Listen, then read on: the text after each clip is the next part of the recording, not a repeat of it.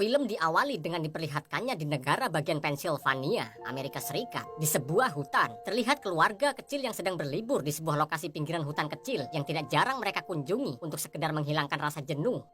Di situ terlihat seorang kepala keluarga yang bernama Ray Cooper, sang istri yang bernama Amanda Cooper, dan seorang anak perempuan yang sudah menginjak remaja yang bernama Rachel Cooper.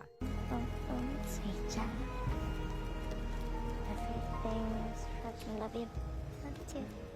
Setelah melewati tahun demi tahun, kebahagiaan keluarga mereka yang nyaris tidak pernah terusik kesedihan tiba-tiba pupus dan terenggut ketika Amanda didiagnosa mengidap penyakit kanker yang cukup langka. Bahkan sang dokter sekaligus sahabat dari Amanda saat itu menyampaikan bahwa sangat kecil kemungkinan untuk Amanda bisa bertahan, apalagi dikatakan sembuh dari penyakit kanker yang tengah dideritanya itu. Kondisi itu tentu saja membuat Ray dan Rachel sangat sedih. Namun walau bagaimanapun juga mereka mencoba tetap tabah karena salah satu terapi yang membuat Amanda bisa bertahan hanya dengan cara membuatnya tetap tersenyum bahagia.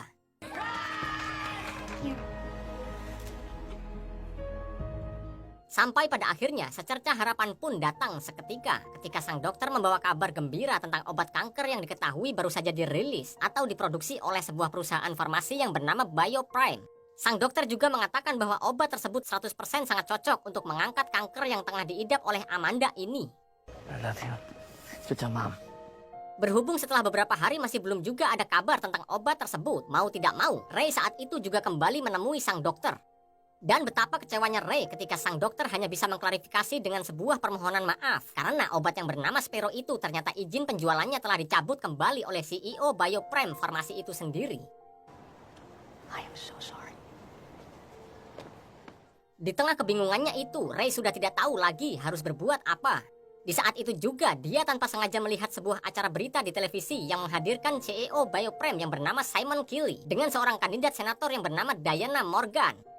Di saat diberi kesempatan dialog interaktif yang melibatkan pemirsa di rumah melalui saluran telepon, saat itu juga Ray melakukan panggilan yang langsung terhubung ke studio, yang dimana saat itu Ray terlihat begitu sangat marah dan mengancam Kelly dengan mengatakan jika Kelly tidak menarik kembali keputusannya yang telah mencabut izin penjualan obat tersebut, maka Kelly akan bertanggung jawab jika sampai terjadi sesuatu kepada Amanda, istri Ray. You've already taken everything from me. I will hunt you down and kill you with my bare hands. Beberapa jam kemudian, tidak lama setelah acara berita itu selesai, Ray dan Rachel yang saat ini sedang menemani Amanda tiba-tiba menyadari dan merasakan dunia mereka seakan berhenti berputar ketika mendapati Amanda telah berpulang untuk selama-lamanya, tepat dalam dekapan Rachel, putrinya. Sebagai kepala keluarga, Ray tentu saja merasa sangat sedih dan sangat kecewa dengan dirinya sendiri. Bahkan dari semua usaha yang sudah dilakukan demi kesembuhan Amanda, tetap saja dia tidak dapat menyelamatkan nyawa istrinya.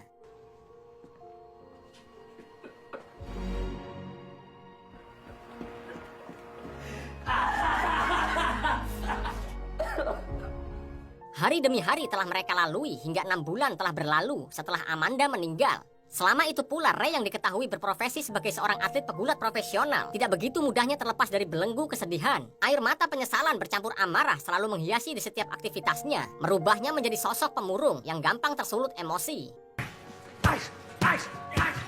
Sampai di suatu hari, Ray dihubungi oleh seorang jurnalis yang selama ini sangat antusias ingin mengangkat berita tentang kasus kematian Amanda. Namun karena ini bersifat pribadi dan rahasia, maka mereka pun sepakat untuk membicarakannya dengan langsung bertemu secara empat mata. Di saat itu juga Ray telah bersiap-siap untuk menuju tempat yang sudah ditentukan, sembari meminta Rachel supaya jangan pergi kemana-mana dan tetap menunggu di rumah. Namun ternyata diam-diam Rachel mengikuti sang ayah dari belakang. Hal itu dia lakukan karena merasa penasaran dan tentu saja dia ingin tahu apa yang sedang disembunyikan oleh ayahnya itu.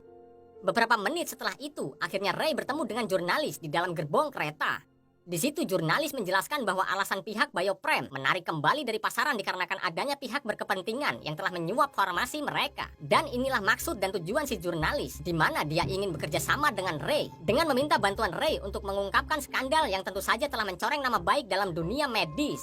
Namun di tengah perbincangan, mereka berdua tidak menyadari ketika seorang pria tidak dikenal muncul dan langsung menusuk si jurnalis dengan sebuah pisau.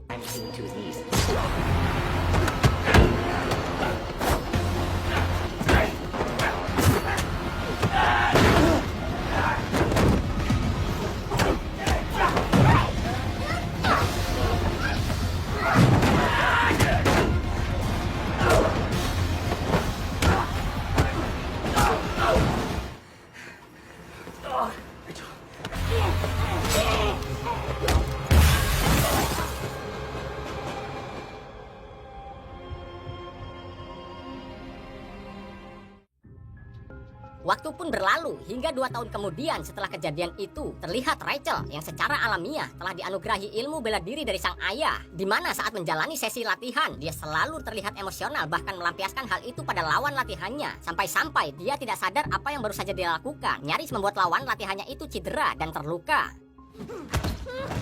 Nice. Stop. You got it. Lock it in. Just hold. He's tapping, Rachel. Rachel!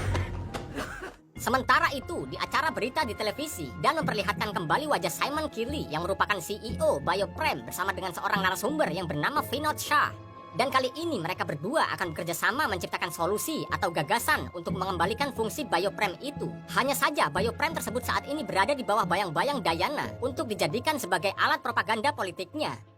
Sementara itu, Ray terlihat diam-diam telah menetapkan Keeley sebagai target buruannya, di mana dia sudah merencanakan akan menyusup ke dalam sebuah acara lelang amal yang akan digelar oleh Diana bersama dengan perwakilan dari PBB.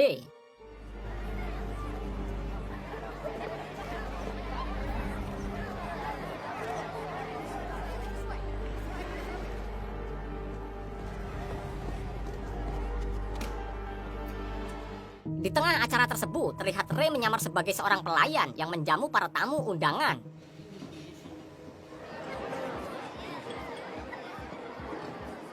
Sampai akhirnya setelah Keeley selesai memberikan pidato singkatnya, sesuai rencana, Ray pun berhasil membasahi jas Keeley dengan berpura-pura tanpa sengaja menumpahkan minuman yang dibawanya. Sehingga tentu saja insiden kecil tersebut membuat Keeley pasti akan pergi ke toilet untuk membersihkan jasnya itu.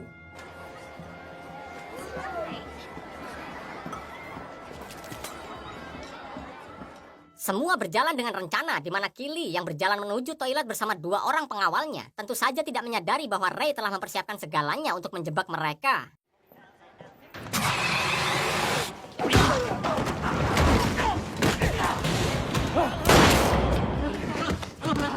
If anything happened to her, I would hunt you down. What the? Huh? You were warned. You have no idea what you're getting into.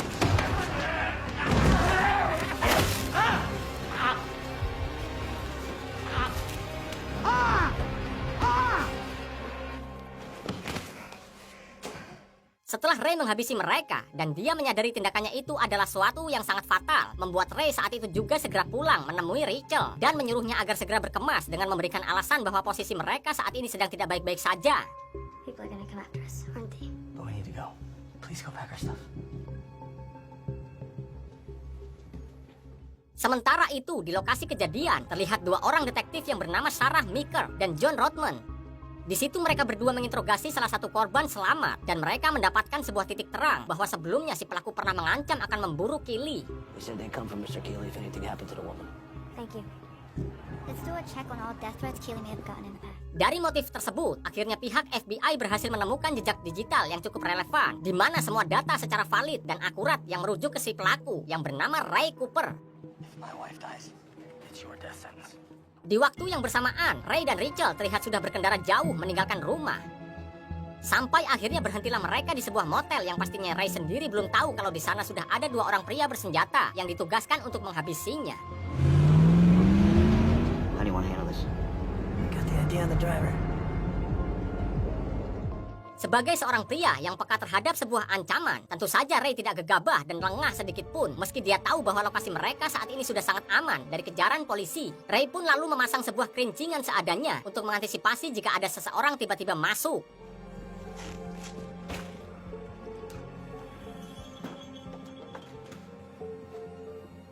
Dan benar saja, tidak lama kemudian setelah Ray memasang kerincingan tersebut, 2 pria yang sudah mengetahui nomor kamar yang ditempati oleh Ray dan Rachel segera mendatanginya perlahan sembari bersiaga.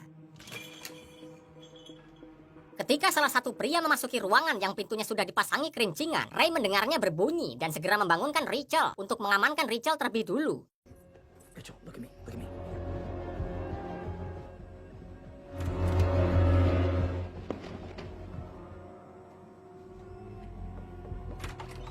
Setelah Rachel aman, lalu Ray pun memulai pertarungannya.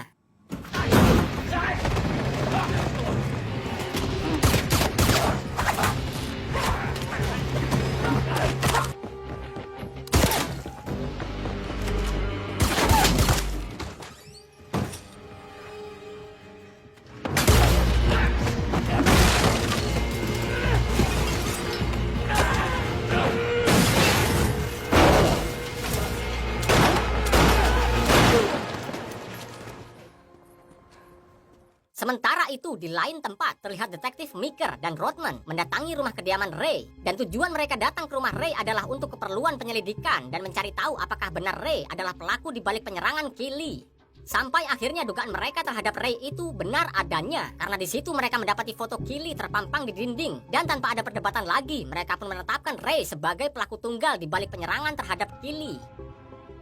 Di lain sisi, seiring berjalannya waktu, Rachel pun mulai menyadari kalau tindakan ayahnya itu sudah terlalu jauh di luar batas. Sehingga dia pun meminta agar sang ayah sebaiknya berhenti melanjutkan misi balas dendam tersebut. Karena tentu saja hal itu sangat mustahil dan justru akan membahayakan keselamatan mereka.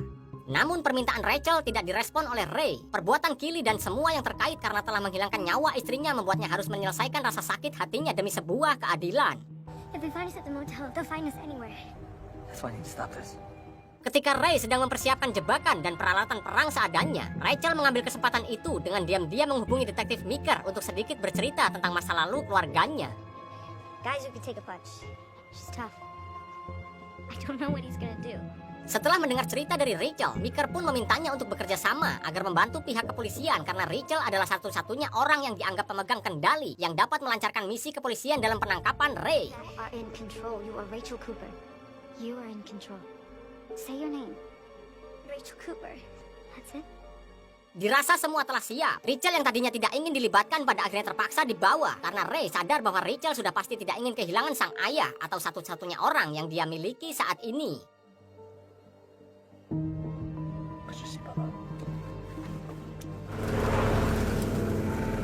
Setelah berhenti di sebuah lokasi tepat di depan gedung, diketahuilah bahwa target Ray kali ini adalah Vinod Shah. Namun di saat itu juga Ray baru menyadari kalau saat ini dia kedatangan orang baru yang sepertinya sedang mengincar target yang sama. What's this guy doing?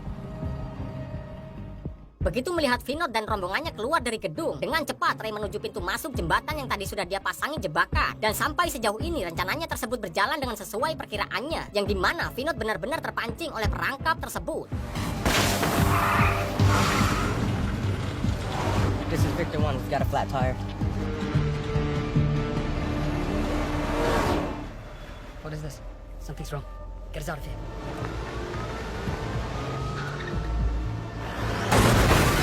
Boys, go! Go!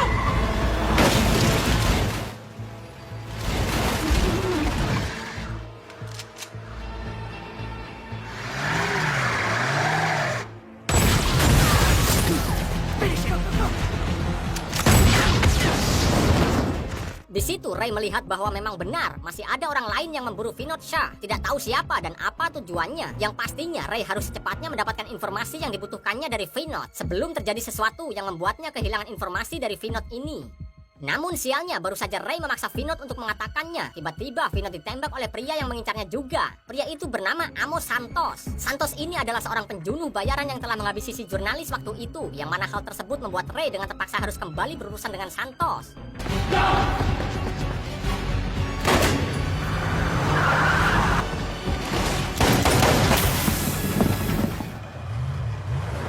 Setelah itu, Ray kembali meneruskan perjalanan dengan mobil derek curian. Dan ketika saat dalam perjalanan, dia tidak sengaja melihat mobil Santos terparkir di sebuah restoran. Sehingga Ray memutuskan untuk berhenti dan berniat menemuinya. Di situ saat Ray sudah berbincang dengan Santos dan Ray mengira bahwa tugas Santos telah selesai setelah menghabisi Vinod. Ray di situ terkejut saat Santos mengatakan bahwa dia telah dibayar untuk menghabisi siapapun yang dianggap telah mengganggu bosnya, yang artinya bisa dipastikan bahwa Ray adalah orang terakhir yang harus mati di tangannya. Sebagai orang yang hanya berperan menjadi seorang aktor penjunuh, Santos tidak keberatan walaupun harus menunggu hingga menemukan target terakhirnya. Karena orang yang dimaksud oleh Ray itu ternyata orang yang telah membayar Santos. Dan orang itu merupakan bosnya, yang tidak lain adalah Diana Morgan. You tell me who hired you. No amount of revenge can change that. Diana Morgan. See you in Pittsburgh. I'll see you soon.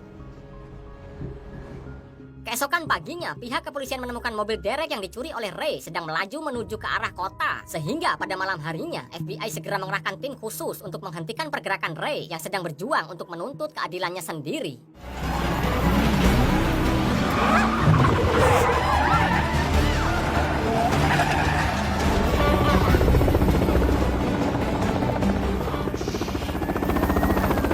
The game's letting out.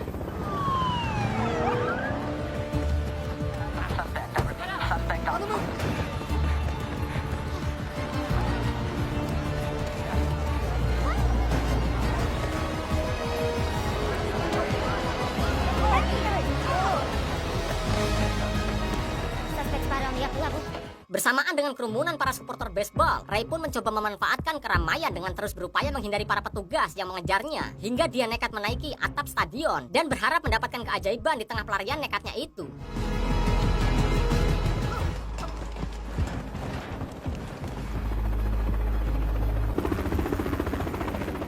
Sampai pada akhirnya, di saat Ray benar-benar terpojok, datanglah Meeker yang seolah-olah sudah tahu siapa Ray sebenarnya, di mana Ray sendiri sepertinya juga paham apa maksud dari perkataan Meeker itu. It's me. I'm here to help. Remember, it wasn't right what happened to you.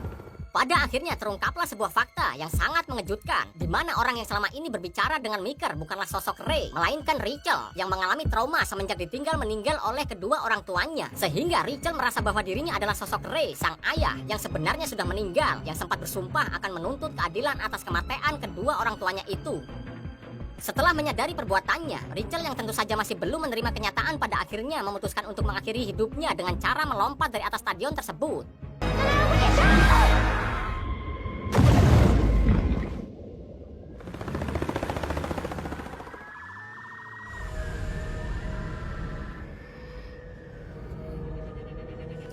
Setelah terbangun dan menyadari dirinya telah selamat dari aksi nekat itu, Rachel pun perlahan-lahan bangkit untuk berusaha melarikan diri dari kawanan petugas FBI.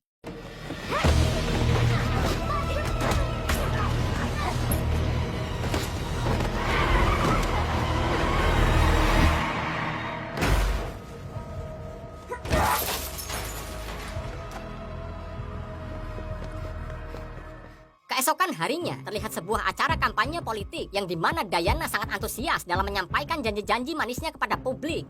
Sementara itu, terlihat juga Rachel yang diam-diam telah berada di antara para keramaian orang, disusul dengan kemunculan Santos yang sangat yakin kalau targetnya sudah berada di dalam.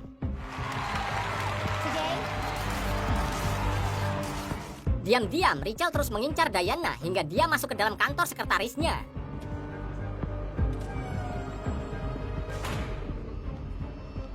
Tanpa senjata, Rachel benar-benar mengandalkan keberaniannya. Ketika Rachel memakai jaket peninggalan sang ayah, di mana yang terjadi sebelumnya, Rachel kembali merasakan aura kehadiran sang ayah di saat menggunakan jaket tersebut. Ketika Rachel sudah memasuki sebuah ruangan, ternyata Diana masih berada di ruangan lain bersama tim suksesnya. Sehingga Rachel memutuskan untuk tetap berdiam diri dan menunggunya. Namun siapa sangka ketika sedang menunggu, Rachel tidak menyadari kedatangan Santos yang tiba-tiba menyerangnya. Karena kemunculan Santos yang tiba-tiba menyerangnya, membuat Rachel melompat ke arah luar ruangan dan bersembunyi di sela-sela konstruksi bangunan.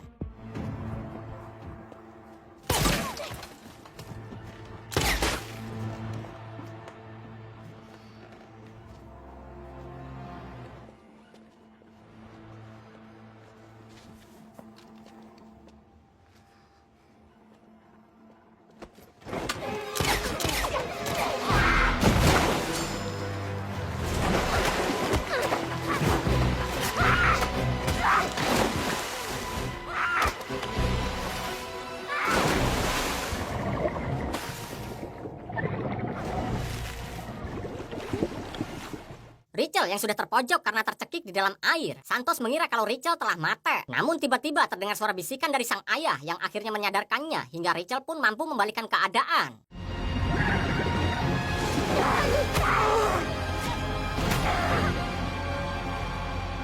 Setelah berhasil menghabisi Santos, saat itu juga Rachel langsung mendatangi Diana yang terkejut saat melihat Rachel masuk ke ruangannya. Layaknya wanita dewasa, dengan lantang dan penuh ketegasan, Rachel mendesak seorang kandidat senator dan memaksanya dengan ancaman agar mengakui perbuatan kotornya. I think the FBI is looking for you. Tell me the truth. You were with Valbrine even then.